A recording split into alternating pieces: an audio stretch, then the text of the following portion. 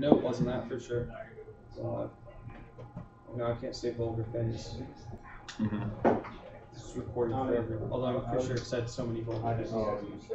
Oh no, I've heard your conversations when I was in Cleveland and I was watching the videos.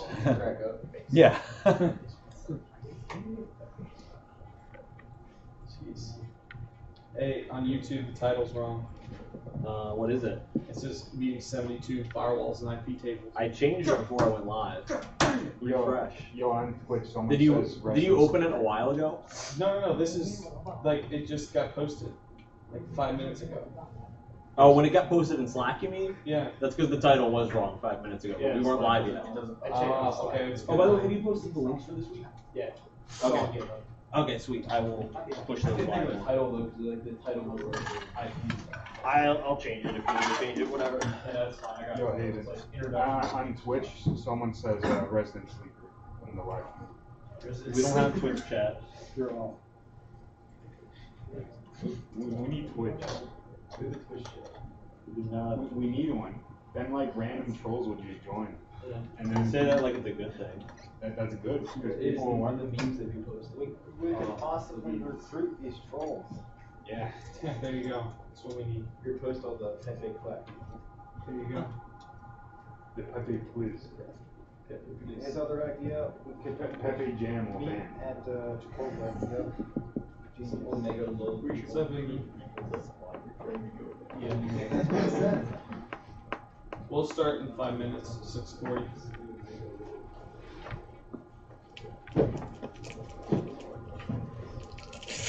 So just a show of hands on who's here. Who has something like VirtualBox, VMware on their computer? Right? Okay, no. I would navigate to like virtualbox.com and just download that real quick to see if you can get that. You guys don't need a VM yet right now because I think the purpose of this meeting is to talk about different distros and their functionalities and whatnot. So.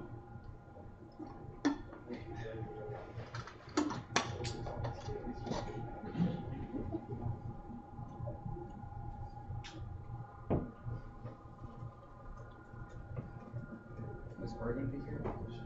This one will be there. This one actually. Yeah. Is that picture there?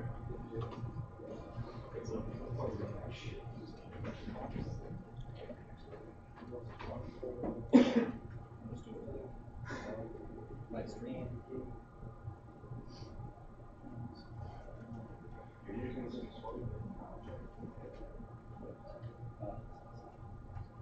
pilot. Oh, we use this for Corey's running late. Oh yeah. Yeah, he's got the slides.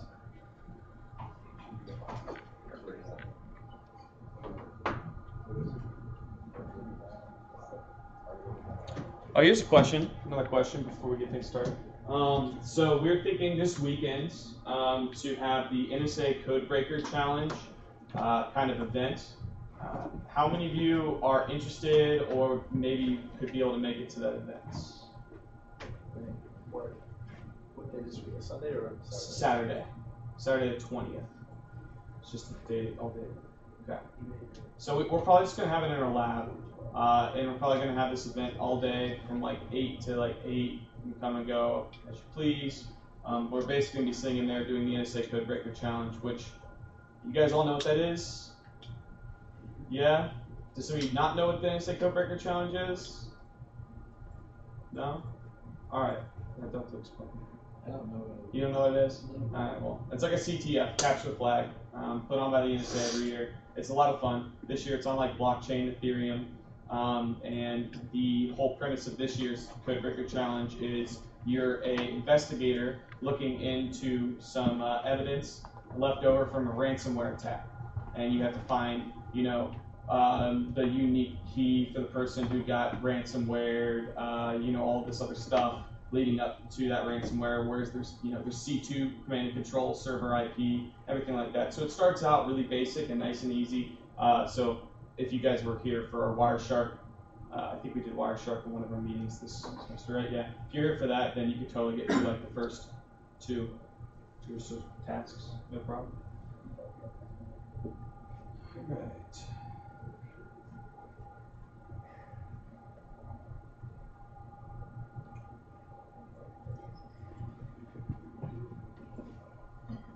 All right.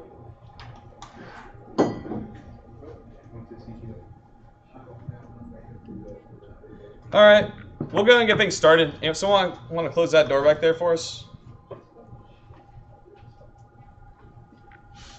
Thank you, sir.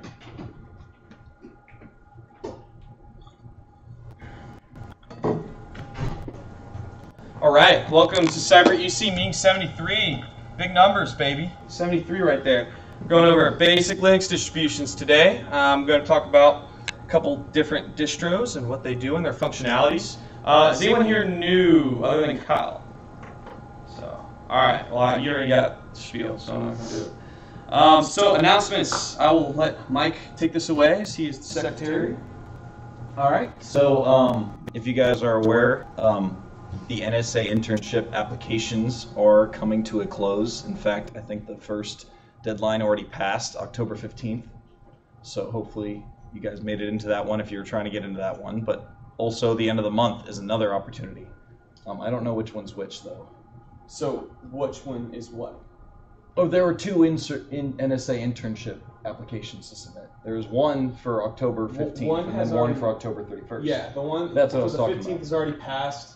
We have more information about this in our links on one of our previous meetings, and we can share that in general. But if you guys are interested in having an internship with the NSA, which I think would be an awesome experience, really do look into this.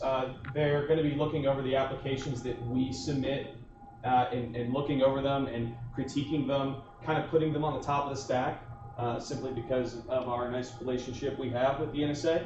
So if you're interested, definitely please check it out and ask questions. Also, like we said last week, we're having an NSA Codebreaker Challenge event hosted on Saturday, October 20th. That's this Saturday. If you guys can make it, please stop by. It's going to be a lot of fun. And then also, we've been beating this to death, but We ain't gonna stop. Saturday, November 3rd, from 4 p.m. to 8 p.m., stop by Chipotle and support the chapter. I think we'll have to get flyers or something to hand out. If you go to Chipotle and you say like, "Yo, Cyber at UC sent me," I think then it counts towards us. But if you just go to Chipotle, don't say anything about us, I don't think it counts towards us. But we gotta get that money, so we gotta hand out these flyers everywhere, man. We'll have to like stand outside, say like, "Hey, support Yeah. the chapter." Just say like, doing it for Cyber at UC. Dress up like a homeless person. So that's flyers. Also, and this is pretty big news, election nominations. We've mentioned this before, but I just kind of wanted to clarify that we are going through this process, and the way the whole nomination process works is that you can nominate yourself, you can nominate anybody else, and these are the positions that are up for election. So I forget what is the date we were looking for with that? So it's not like a set in stone date, since we're pretty much just in the process of seeing who is interested in what positions. As we figure out who's all interested in what, we'll probably, once we have a decent group of people, and I would say we should have this done by the end of like next week, because I don't want to do this during a time of like exams. Not at all. I don't think that'd be a good idea. So it'd probably be like the week after next, or the week after that. So definitely nearing the end of when we're going to keep accepting nominations. But if you're interested in these positions, yeah, please nominate yourself or somebody else if you think that they're good for it. You can nominate me for president. I'm wild with that. And then I guess good news on the treasurer side of things. Northrop Grumman, the check has finally been cashed. Oh yes, $950. There you go. For CTF initiatives. So we'll be able to buy some cool toys, some cool stuff to mess around with to teach ourselves how to be better hackers. And then also, Cyber at UC Wiki is now live, so check it out. There's a link. Is it working now? Yeah. Okay, you got it cool. Because we were messing with it like right before the meeting. How many of you have worked at our lab? been to one of our lab meetings? Yeah, just a few. Okay. Yeah. All right. So the wiki is all of our documentation. So everything we're doing in the lab is going to be documented on there. If you're interested in seeing like what do we do, or want to research and look more into one of the technologies that we're working with in the lab, just go to wiki.cyberuc.org, and then you can check it out and yeah, even contribute if you choose to do so. Open source this. That's the way to do it. Cool. All right. And All right. So Corey is not here for weekly content, and I will just talk about these bullet points. He will be here soon. All right, so looks like first thing up, we have a WhatsApp video call compromise. I don't know, Project Zero, that's Google's zero-day group, I believe, correct? Am I right with that? Yeah, Project Zero. So that's cool. Allows a hacker to remotely take control of your WhatsApp by video calling through the app. I'm very interested to see a proof of concept of this. It's used through a memory heap overflow caused by malformed RTP packets in the video call requests. Wow, corruption error and crashes the app. This is a cool compromise, dude. Gotta love WhatsApp. I think there was another thing you could do with WhatsApp, that you could spoof messages. You could send messages to somebody else inside a group chat, and when somebody was like, yeah, you probably shouldn't be able to do that, WhatsApp was like, it's a feature. It's a feature. Can't do it. So it's cross-platform. That's really interesting because, Android and iOS clearly has something wrong with WhatsApp itself. So POC published detailing steps. Oh my God, there he is. Mm-hmm. So I don't have to read the slides I didn't make. Beautiful. This is a cool slide. Yeah. If you follow the link for it, there's like a POC and all that. So if you guys think it's cool, I recommend you check it out. Does that link have like a video in it? It does not have a video. No? Not that I saw it. I'd like to see it. So how far did you get through it? Or? No, I literally I was reading the bullet points off. Okay, so you guys have probably heard me mention Google's Project Zero a couple of times now. It's put together by Google just to find zero-day exploits and to let people know about them before they get used against people. And they found something in WhatsApp. It's like the last bullet point on there, but this is like one of at least 6 exploits for WhatsApp. Critical, major exploits for WhatsApp that can really screw people over that I've talked about just in this year alone. So if you use WhatsApp, I'd be extra careful. Fortunately, most of them have been some form of phishing related. So there is that, but no, this uses a memory heap overflow. In this RTP, it's real-time transport protocol or something like that. So you guys remember we talked about TCP and UDP transport protocols. This is another protocol like that, same network layer. And when this memory heap overflow occurs, in the POC that they published, which you can actually get a copy of if you guys want to try and recreate this on your own, it just causes the app to crash, but they did hint that this exploit could theoretically be used to do other really awful things, just basically complete command and control of the app itself. They did not imply it would go beyond that, but just having control of one of your social media apps can be pretty bad, as we've seen from the whole Facebook issue that's been going around. LoJack's UEFI rootkit. It's by the SEDNet APT group. They're also known as APT28 or Fancy Bear. If you guys remember, I think it was week 2. We did a whole session on APTs, and we talked a lot about some of the stuff Fancy Bear's done. I think they're also known as Turla. The Turla group too. They might be. I do not recall. So a UEFI rootkit.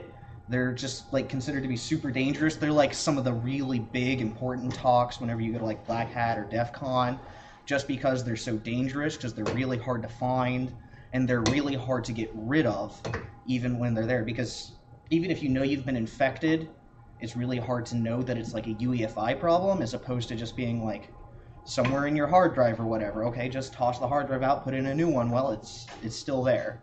So you're still compromised. So that's why UEFI rootkits are so bad.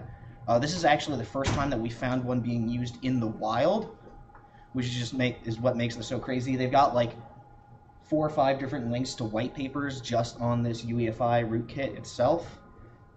But really, just the way it goes is it makes use of LoJack, which is this software or firmware that comes like pre-installed on a lot of computers in order to prevent like theft. So even if someone steals your computer or device or whatever, takes out the hard drive, puts in a new one, you can still find it through this LoJack because it links to the UEFI level. It sits on top of the BIOS. Yep. Essentially, right on the motherboard. You can wipe your computer as many times as you like, but unless you specifically wipe out your BIOS. Which is what makes this so dangerous, and they're able to get all kinds of information out of it. And it's called LoJacks because it turns LoJack malicious. So this next one, it's about a web polluter, which is basically just what Krebs on Security was using to describe companies that basically just put out a lot of like insecure products and just don't seem to care about security at all. Xiongmai, however it's supposed to be pronounced, I don't speak Chinese, is just a terrible, terrible culprit of this. They control like 25% of the DVR market. They do like all kinds of like really cheap cameras, like security cameras, webcams, that sort of thing. Just the really cheap Wi-Fi connected devices like that. I think they do like routers as well. And they just put out all of these super insecure applications, and they get breached by like these botnet devices, and they get used to make these massive botnets like Mirai, like Reaper, like all kinds of stuff. And they get used in these massive DDoS attacks. And like several of the last record-breaking DDoS attacks, security firms have specifically cited Xiongmai's products as being like major contributing factors as to why these record-breaking DDoS attacks have been successful, is because Xiongmai has failed again and again to make changes to improve security, even the most basic level. Like they have like programmed in like not user created username and password of like admin no password on these devices for some of it. Like it's just ridiculous that they get away with this, and they say, oh, you know, you're gonna slander us, well, we're just gonna sue you, and then they never fall through. Oh, well, we fixed these problems, come, you know, go ahead and buy our products, it's okay. Well, they didn't actually fix any of it, they lied. Plot twist, And they make the botnets. Unfortunately, I could see that, but we can't really do a whole lot to punish them for it because we aren't their customer. We are the customer of their customers, because what happens is they go to these third-party vendors who buy their products, make whatever small change, you know, maybe put their software on those products, rebrand it as their own, and then they sell that. So, yeah, just more stats. Yeah. Okay, recommended reading. So these first 3 are improvements to Google's like general security stuff. This second one like confused me a little bit because apparently they're going to use like your PIN for like to get into your phone to encrypt your cloud backups, but I would have already assumed that the cloud backup would be encrypted wherever it's stored, and the fact that they're only using my phone password to encrypt it makes me more worried. Yeah. So I was not happy about that. The third one, they're dropping TLS support. Like basically every browser's dropping TLS 1.0 support by like 2020. But really, already against PCI compliance. Yeah, no one should really be using TLS 1.0 anyways. IBM's gotten a SOC on wheels, which is, I thought that was really cool. It's just like, oh, you know, we don't have one in the area. Well, maybe we'll call IBM up and bring them out, you know. An expert talking about the danger of supply chain vulnerabilities.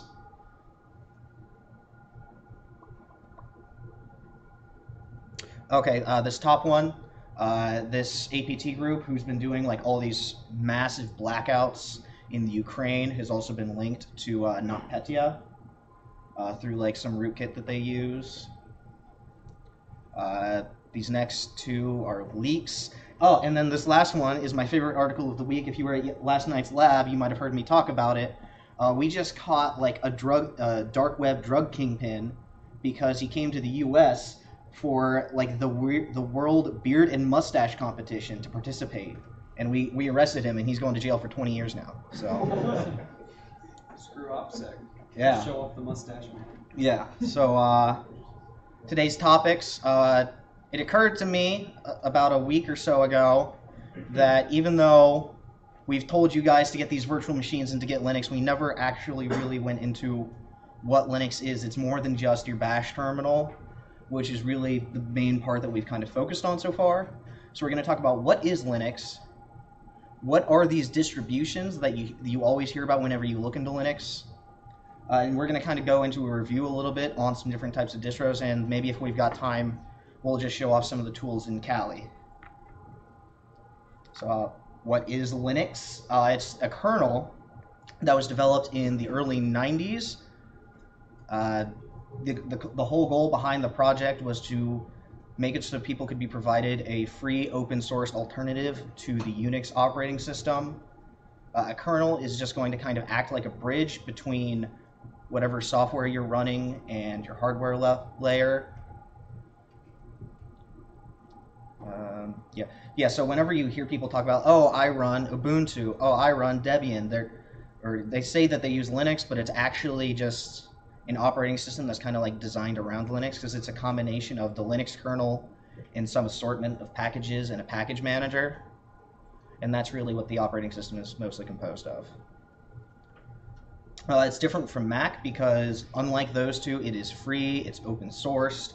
You can just go and you can look at the source code for Linux, which is pretty awesome.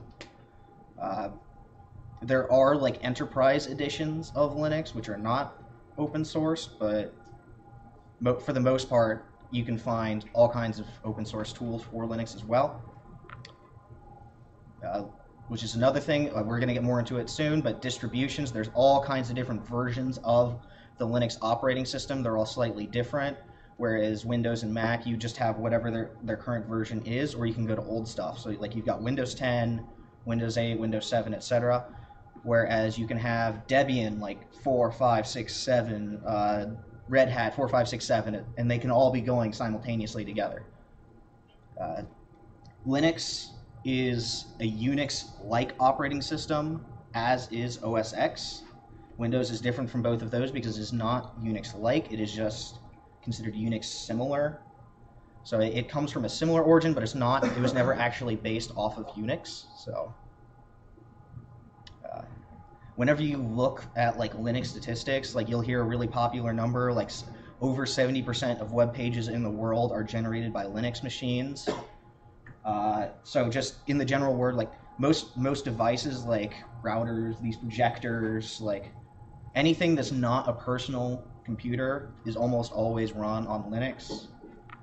But in the personal computing world, laptops, desktops, etc., Windows is incredibly dominant. So I guess sucks to be Apple. They make more money than God, so what do they care? I talked about how it is a Unix-like operating system. Unix was an OS developed, or it started development by AT&T in the late 60s.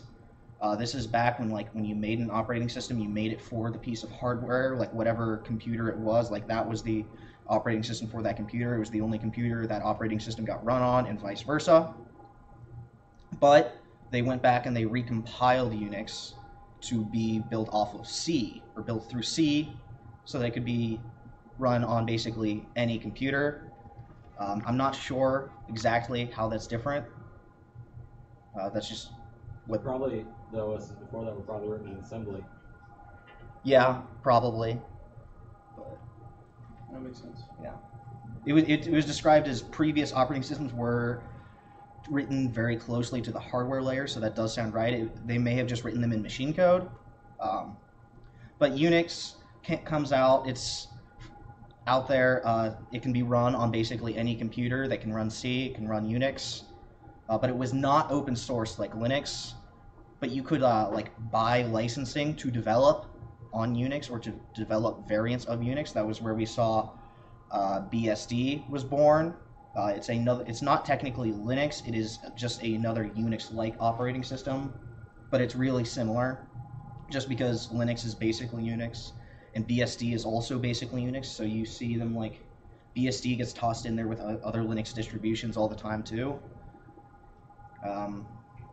So from the user standpoint, the difference between Unix and Linux is going to be very like negligible.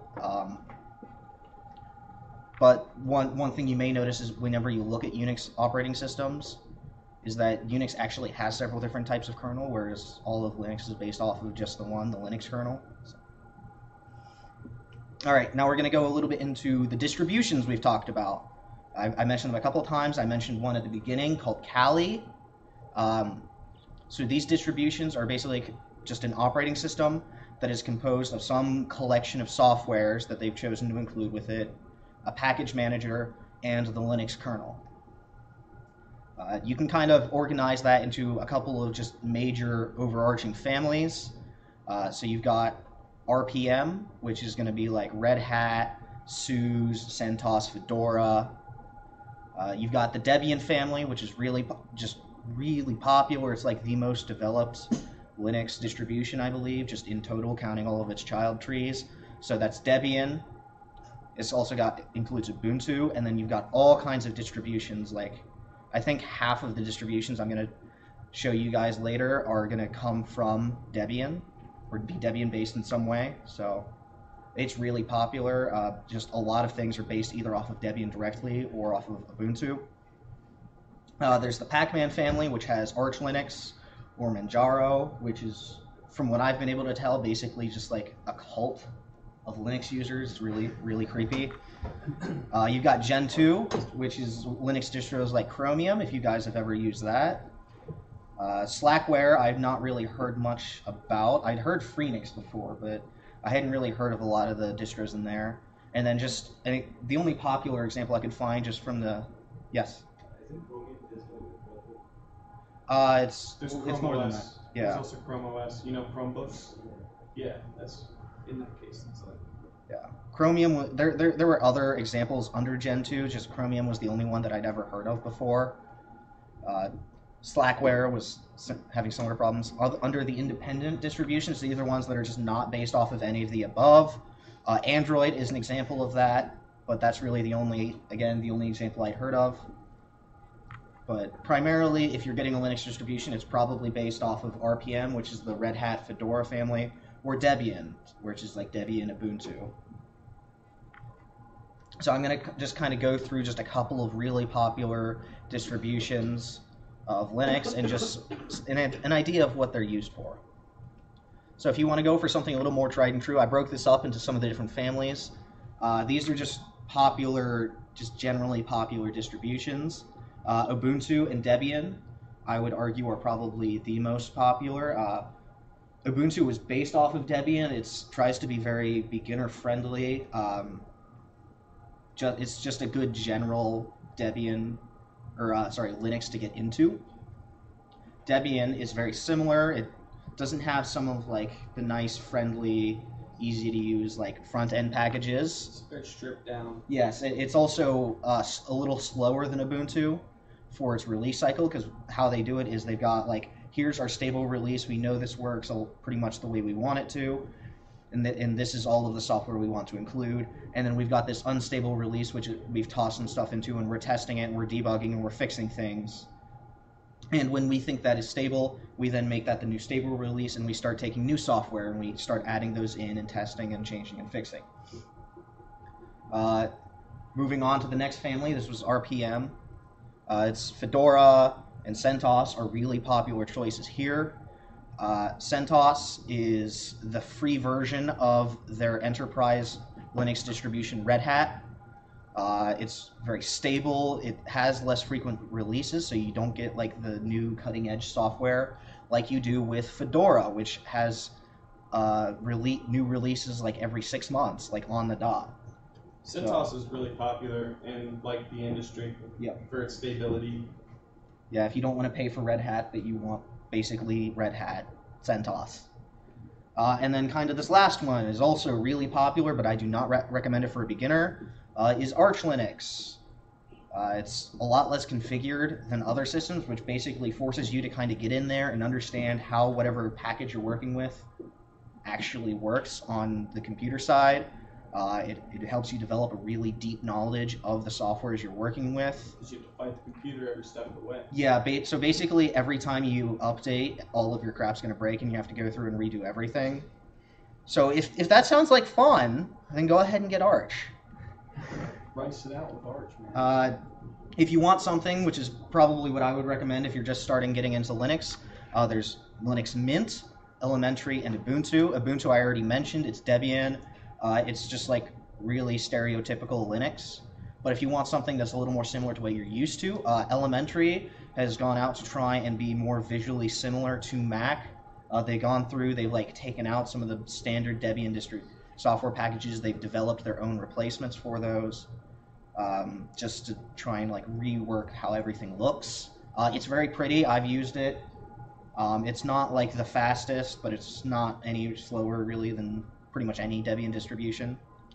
Mint is very popular because a lot of people are coming from Windows to Linux because Windows is what they grew up on. They want something similar, and that's Mint. Mint is super easy to use. It's fairly lightweight, and it just looks really similar as well as works really similar to Windows. So, and then kind of the last use case, this is very broad. I only put like a couple of different example types, but if you've got some sort of purpose you need to serve, there's almost certainly a Linux distribution developed for that purpose.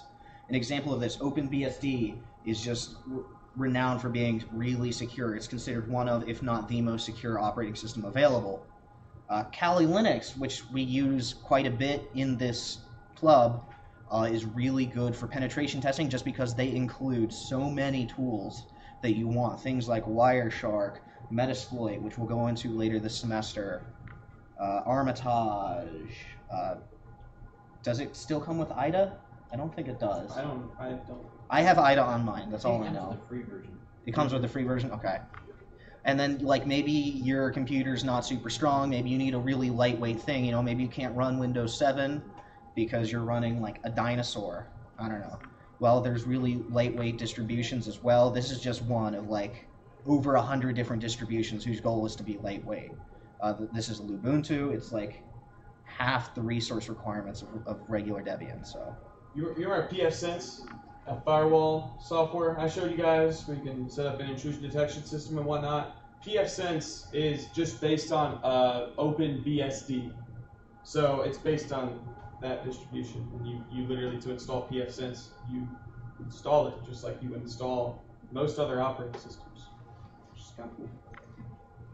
Okay, so if you guys could go ahead and just get out your laptops, pull out, open up VirtualBox. I'm going to upload some OVA files, hopefully to Slack. If not, I've got a couple USBs I can put them on. But I'm going to start with Kali, and then maybe we'll start moving on from there, I guess. So what's the goal? I just want them to like get in there and try stuff. Okay. Yeah. So if you have Kali or a distro, get into it. And if you already have one, maybe try out a new flavor. Pick another distro that we have on this list and spin up a new VM of that. Something interesting that wasn't on these, Parrot OS. That's another security distribution. Parrot. Parrot OS is pretty interesting. I personally never played around with it. Security Onion's really popular. Security Onion's another one. For network analysis. Yeah, HML. If someone has an HML distro, they'd be willing to share. HML is the best Linux. Okay, but this is very important, guys. HML is the best Linux. It's Hannah Montana Linux. Okay, you don't mess around with HML. It's the best out there. That's what Google uses for all of its servers. HML.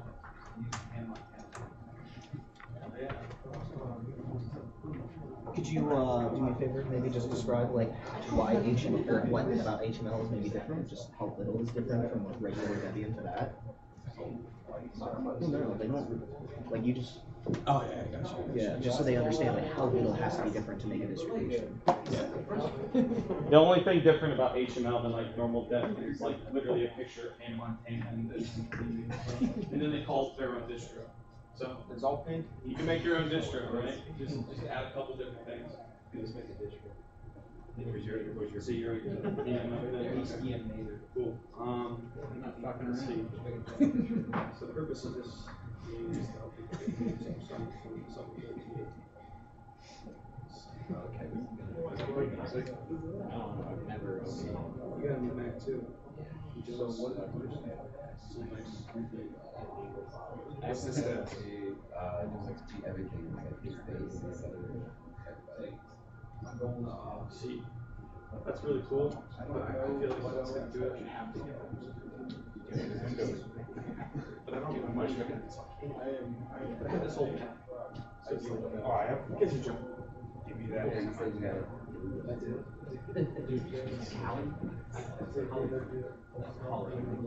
that. When was the last time I was It's on the space station. Wait, what? Where's my? So. Just call in. I'll show him. You'll have to just choose Ubuntu.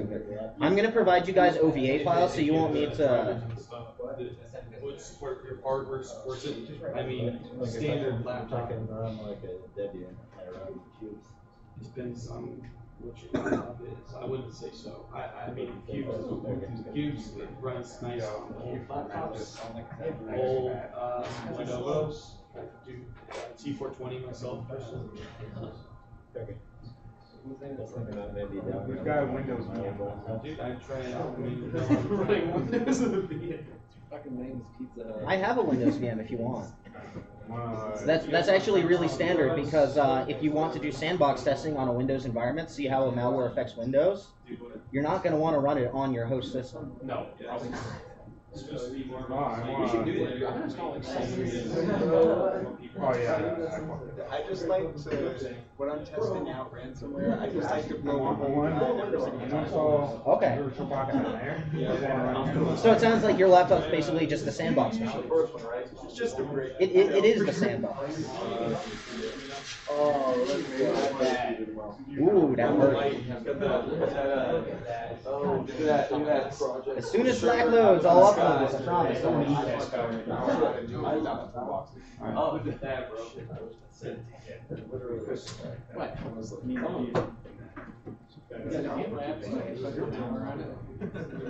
I should have known better than the thing that they were giving us a break. Yeah, they won't give us a break. I was surprised when Yeah, we're passing around a flash drive over too, and I was just like, where's the animal? Wait, you already checked? Don't worry. Just the Hannah Montana. Don't worry. Every time you hit enter, Mr. Fine Yes. Yes. Aaron, just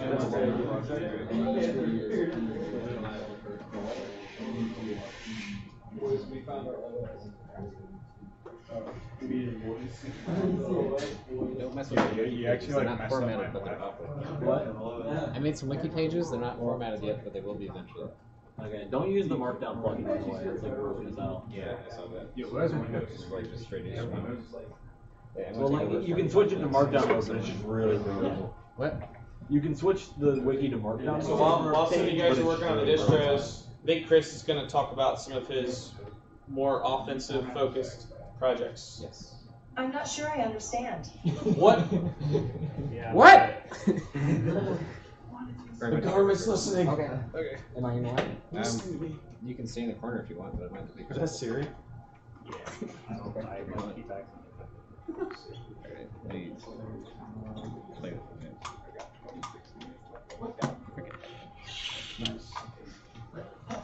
Alright, I'm uploading OpenBSD now, so it should be up soon. See, it's like, man, if you're uploading it, they can just go and download it from the link faster than it would take for you to upload it. Well, I had to make several of these because they only provide VDIs. Oh! Which takes, so it takes You like... were uploading OVAs. I am uploading OVAs. I got them from VDIs before I had to make them myself. Not really, because I'm It's going on the. Is the HDMI on? Is this? Did you switch the cable? Yeah. Did you switch it on the projector? I did not. No. That should already be good. It looks like it's correct though. Maybe it's me. Yeah, I think it's you. It is me. It doesn't like that.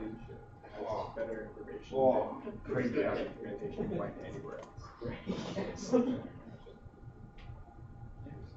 didn't like that. You want crazy gas today? My HDMI port might just be fried. Which would be sad. And I think that is the case. What? Yeah, the purpleness is. Hayden's just gonna have to remote into your machine. I've made you full screen, by the way, until we have a picture up, so Okay. everyone can see all your Wait, you boards. just left it on. Excellent. I just exfoliated them this morning. So I had a feeling today that I would be on someone's screen. They'd be able to see my pores. Hey AJ, can I show your laptop? Because you're the only person who has access to these files. Yes. Alright. And my laptop's HDMI. Looks like it's right. Maybe link up. Is it projects? Yeah. Let's just get everyone's laptops all on that desk.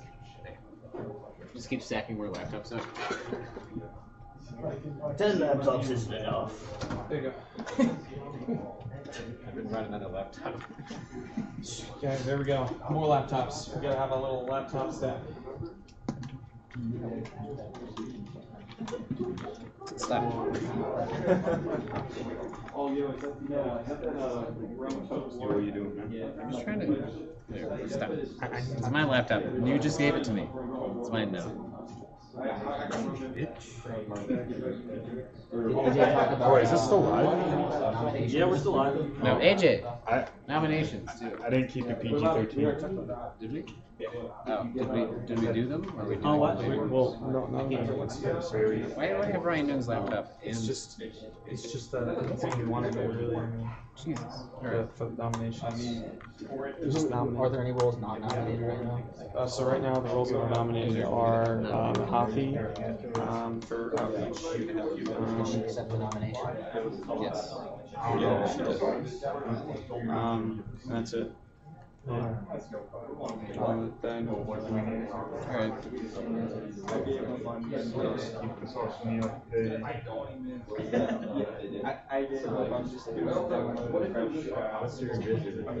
Alright, if anyone has a Linux distribution already set up or a VM, or maybe they already know how to do VMs and we're just going to jump ahead a little bit. These are some of the project ideas I've had for us doing. What are you doing? Our own kind of more offensive research with our lab now, because we have all this hardware that we're about to hopefully finish setting up soon. They'll just never get done. We'll be like a true government. Perpetual software projects. So up in the top area is the green. This is just kind of general lab projects I was thinking about what we should do. The GitLab is an easy one. I would just like to have a place for us to host all of our, Red Team Dangerous code down here. Let's get past that. Does anyone know what cyber deployables are? Does anyone know what the poison tap is? Yes. Alright, the poison tap is like the ideal example of a cyber deployable. It's a low-cost device. And basically, you just plug it into something and it hacks it for you. So Ryan Young and Aaron Boyd and I are actually kind of working on a smartwatch right now. That's supposed to be a cyber platform when we're done with it. The fart watch. That's the fart watch. name. Yeah, they've all got kind of funny names. Yeah.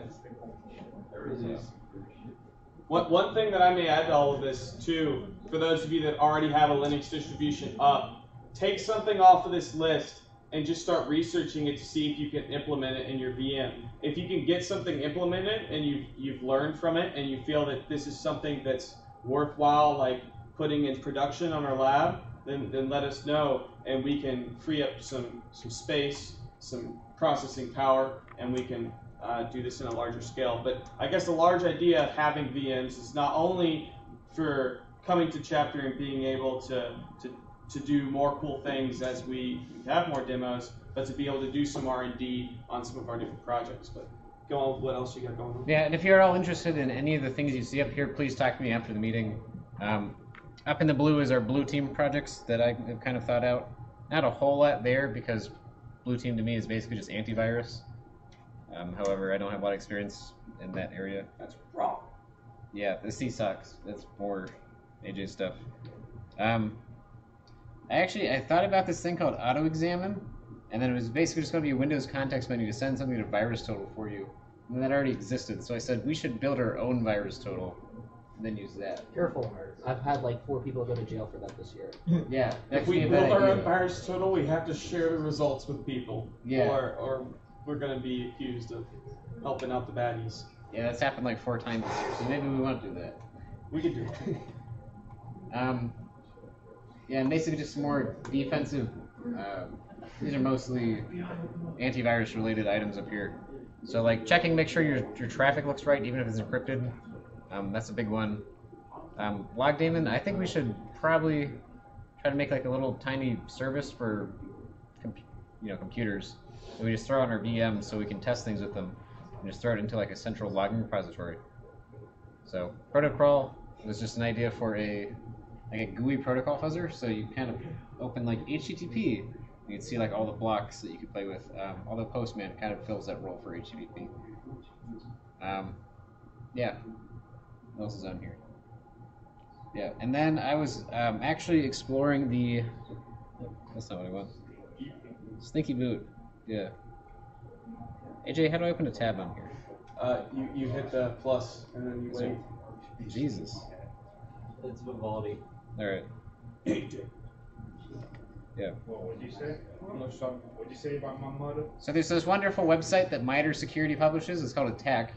And basically, if you want to know anything about how malware operates at a high level, you should just go to this website and click Topics.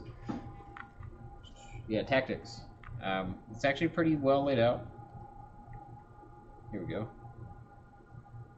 So I was thinking we could just go through some of these and just kind of develop, not malware, but like portions of malware, and then we could try to detect them ourselves versus just using conventional antivirus. Get a lot of cyber experience that way pretty quickly. So there's actually one up at the top here that I did not know existed, but actually makes a lot of sense. You guys can't read that because it's not zoomed in. AJ, how do I zoom in? I'm sorry you can't do that, Chris. But no, you go down here with the little. I'm pointing. Sorry, I I can't see do it. that. I see it. Yeah, that's it. OpenBSD is on the Slack, by the way, if you guys want to download that.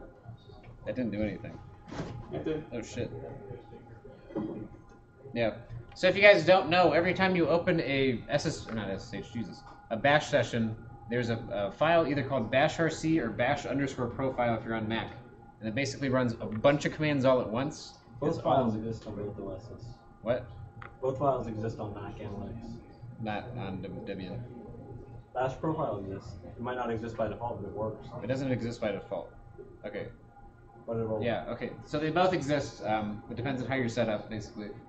And lots of malware actually for Linux will hide inside of that file. I actually wrote a proof of concept for this if I open another tab in a year.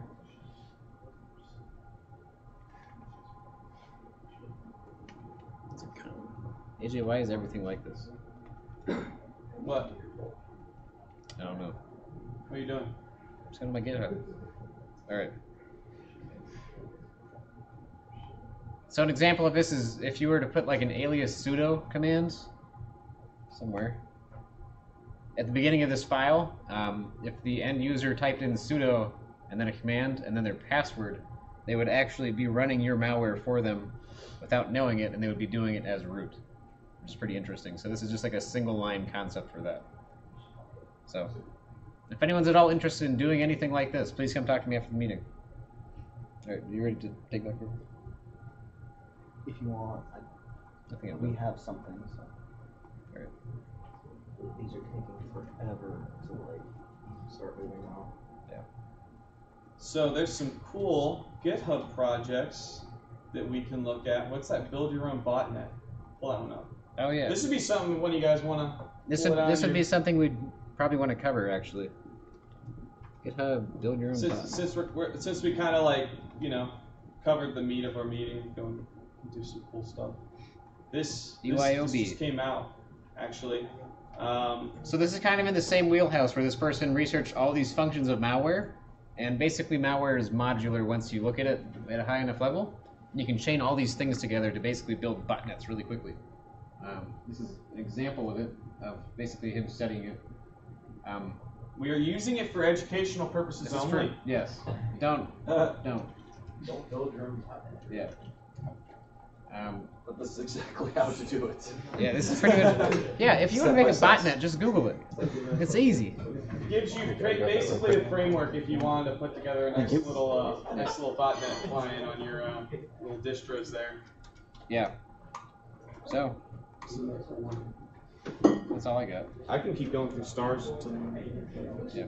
It might be easier if I really just pull off the VMs. And Basically, the plan with this for these would be we would develop in the lab, and then we would actively work against them and try to stop them. So we would do things like reverse engineering and protocol analysis to try to build up our defensive skills once we're done with these projects. Yeah, we can do that. These projects do not actually exist yet outside of my brain in this document that I shared with AJ. If you're at all interested, please come talk to me. They will hopefully be in our lab on a GitLab instance eventually, so we can kind of contain them and keep people from UC from seeing them and be like, oh, they're developing malware, which is not what we're doing. We're developing counter malware. Yeah. Or counter tactics. Yes. For those of you that were looking into the Codebreaker Challenge, Cutter, that's an open source reverse engineering framework. Really cool. It's like IDA. Something worth. I think that's subjective. Oh, it's not. Okay, I'll just stick with that.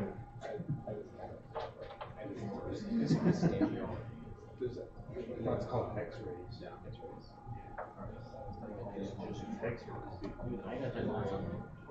Here, I'm going to talk about one more project, and then I'm going to turn it over to Corey to show off one like OS, and then we're going to wrap things up. But this project's called Cape. It's actually based on another project that I've done a ton of work with called Cuckoo.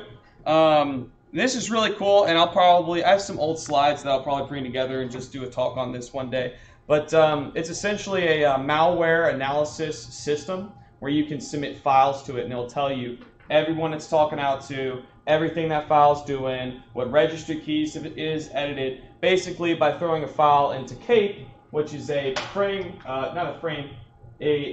split, I guess I should say, off of Cuckoo, it does some really cool, awesome stuff. And that's another thing you can totally look on into configuring in your nice, new, sexy VMs. So did you want to cover that, or should we just wrap it up? Cover what? Your thing? Or should we just wrap it up? Yeah, so these are taking a lot longer than I expected to upload. So what I'm going to do is I'm just going to show you guys one of these VMs, and then we'll just go ahead and call it a night. Do you guys know what VM you'd like to see?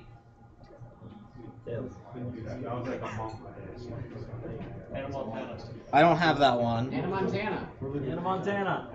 If I had Hannah Montana, I would show you Hannah Montana. Hannah Montana. Facebook OS. No. I have this. What's Facebook OS? Do we just want to spend the time Googling Facebook OS? Because I will. Yes. No. He's just waiting 4 minutes. Fun of the Fedora logo. Alright, so Fix your resolution so that it's 1080p or 720p. it changed to this resolution when I plugged in. So. I wouldn't worry too much about it because we have 4 minutes. Alright. Alright, so if no one's going to pick one, I will just pick one, I guess.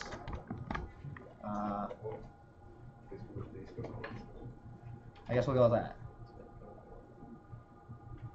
I have no clue what to do. Yeah, these are all the passwords and usernames. I'll post these when I get these all eventually uploaded. They're super basic. If you're going to use these for anything important, I recommend you change those.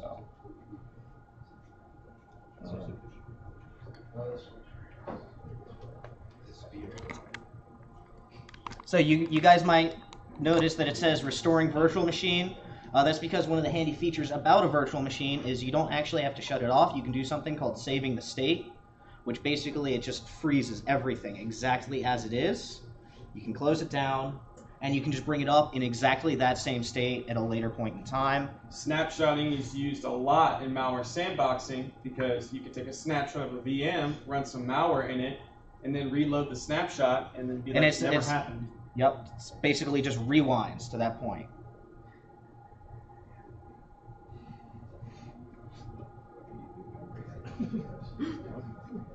Man, this meeting's been like the waiting game. Yeah. It's just a lot of waiting. Yeah, if I'd had more time, it would have been smoother. It's whatever. If I'd been here on time, it would have been Whatever. All right, so yeah. Oh, when it loads back. In classic VirtualBox fashion. Yeah. There we go. All right, so yeah, this is elementary. This is the one that's like trying to pretend to be Mac. You can see they've got like their little bar down here where you can go through. No, it's not. This is Mac, but it's free, and you can put it on whatever hardware you want. Where's the gear? I don't know settings if it's not a gear. Yeah, so they've got all kinds of their own like versions of these apps that they've made that are like different from the standard Linux versions. This is a Debian-based distribution. A lot of the stuff I covered today was Debian, Ubuntu, Mint, Kali, Elementary. That's 5 of the 10 operating systems I brought up today were all based on Debian or are Debian in some way. I guess I'll just try and bring up some sort of window. I don't know, they use like the same bubble button sort of style that Mac OS really likes to use. But what's nice is you actually have a regular like Linux terminal as opposed to using like the Mac version of it. I think we've got time. I can maybe start up I think we're about done, dude. as people like file out or something. Maybe we can start up Mint if they want to see it. Yeah, and for those of you guys that came in with Linux distros already downloaded, yeah, sorry for the buzzkill, but yeah, we'll do some cooler tools with it. Yeah, if you don't already This is more to have, get everybody caught up. yeah, if you don't already have VirtualBox and some sort of Linux distro ready to go, please use one of the VMs I will be uploading, I guess, throughout the night because it's taking forever. But Because after this meeting, there should be no excuses. yeah, for having a VM. there's no excuse not to have a VM after today. Oh man. Yeah.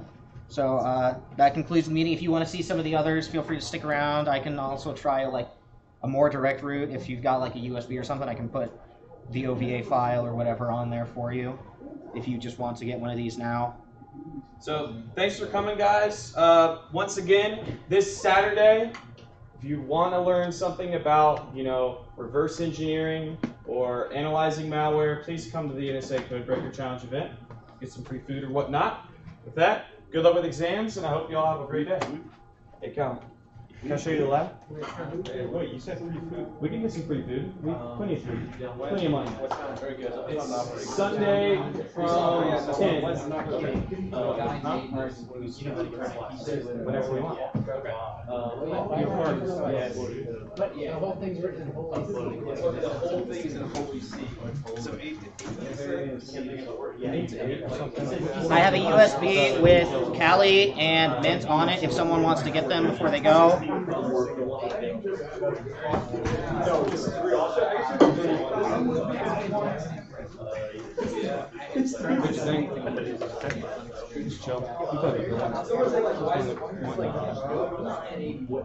Definitely more basic.